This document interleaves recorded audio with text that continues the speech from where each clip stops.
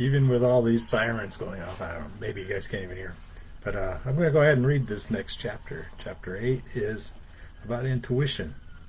And this is the first of the two metaphysical, spiritual aspects of a human being.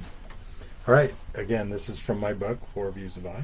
And we're now looking at the third one. Am I pointing the right way? Yeah, intuition. Anyway, intuition, that's the chapter. Now we enter into the metaphysical side of I. This is an interesting venue to travel because, you see, there is a possibility there is no such thing as metaphysics. It could be, and many believe this is so, there's only misunderstood physics. I think it was Isaac Asimov who said something to the effect of, any science advanced enough is magic to the unlearned. Imagine taking an iPhone back in time to 1955 and sharing it with Biff. Especially effective if it could stay connected to the cell network in our time. But I digress. Let's once again begin with a dictionary definition from dictionary.com. Intuition, noun, quick and ready insight, immediate apprehension or cognition. Knowledge or conviction gained by intuition. The power or faculty of attaining to direct knowledge or cognition without evident rational thought and inference. Examples of intuition include the following. Intuition was telling her that something was very wrong. How did you know I would drop by? Oh, I don't know. It must have been intuition. In my word, I equate intuition with the soul. You know, the soul that many have sold to the devil? If we admit it, there are many soulless people. Let me point out that the suffix on that word is less, soulless. It is not necessarily saying these people have no soul, because everyone does.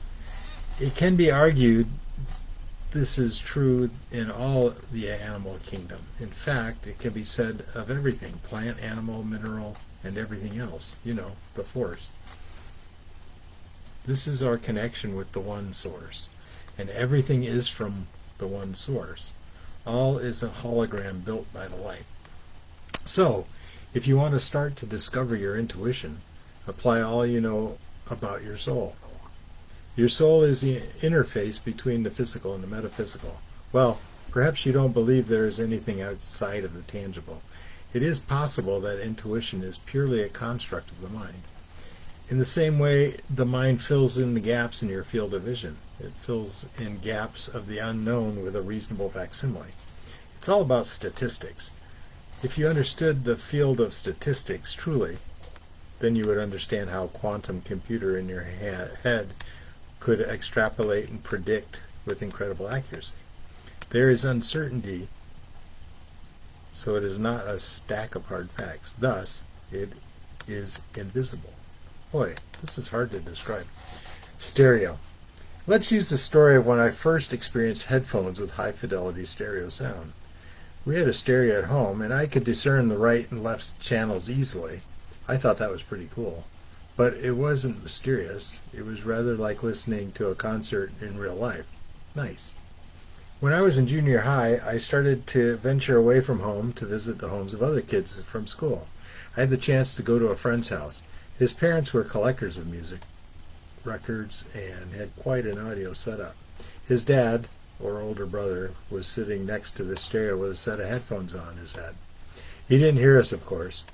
He was too engrossed in what he was listening to. My friend got his attention by tossing something at him, and he took the headphones off.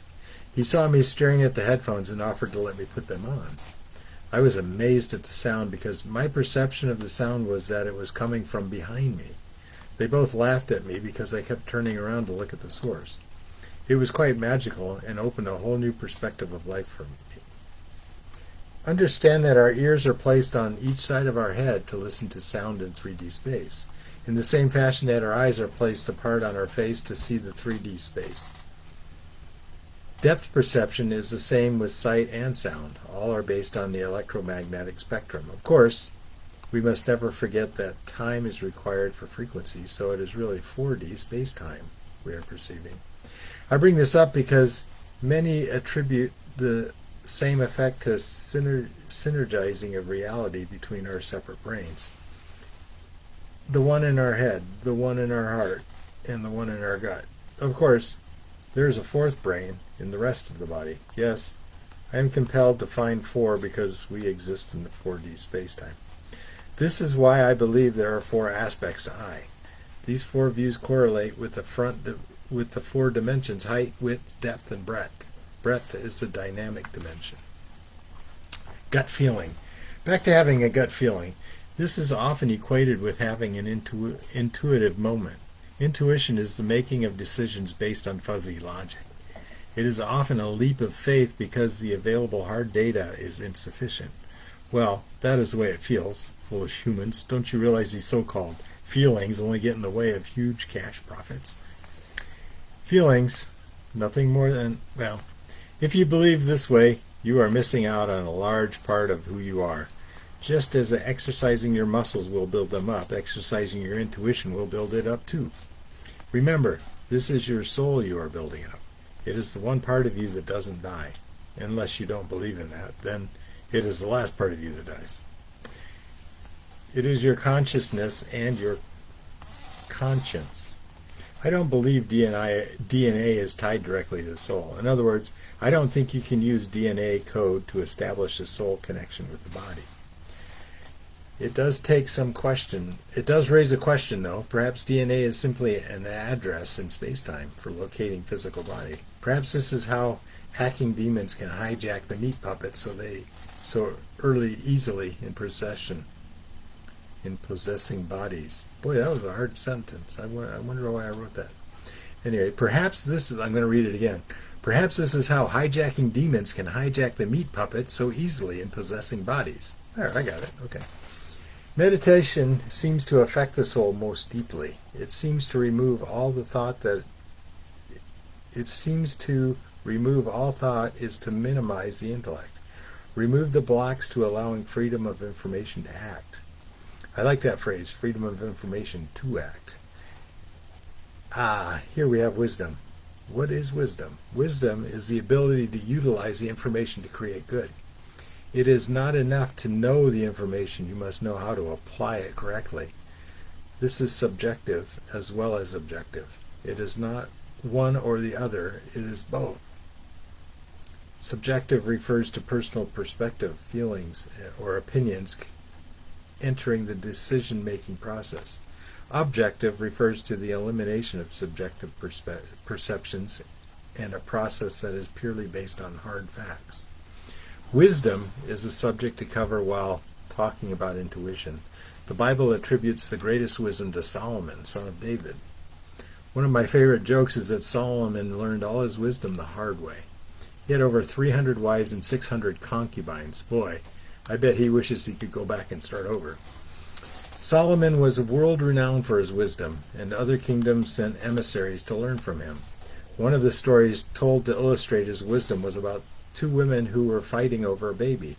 They both claimed the baby was their own. Well, one of them was obviously lying, but they didn't have an ancestor DNA to send spit to find out. So, it was very difficult to know which one was lying because they both were very sincere sounding. Both were crying and blubbering. Plus, they kind of resembled each other, so the baby looked like it could belong to either.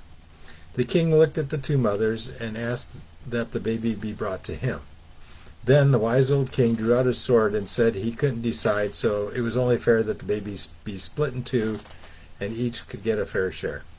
One of the women jumped up and said, No, give the baby to her. The king handed the baby to the woman who had made all the fuss and sent the other to prison for lying. I made that last bit up, but it only seems fair. Oh, that's Solomon. He's such a wise guy. Soul. Okay, and just so you know, that's soul, S-O-L-E, and soul, S-O-U-L. Soul. Back to soul. It is spiritual connection to infinity. It is the extension of the one source. It is our outward-looking part of metaphysics. Actually, it takes all four views to reach back through infinity to the one source. It is the view that communicates directly with intention. even though all aspects are connected, four for one. I think it is the soul that is directing your consciousness. It is the chief of master control.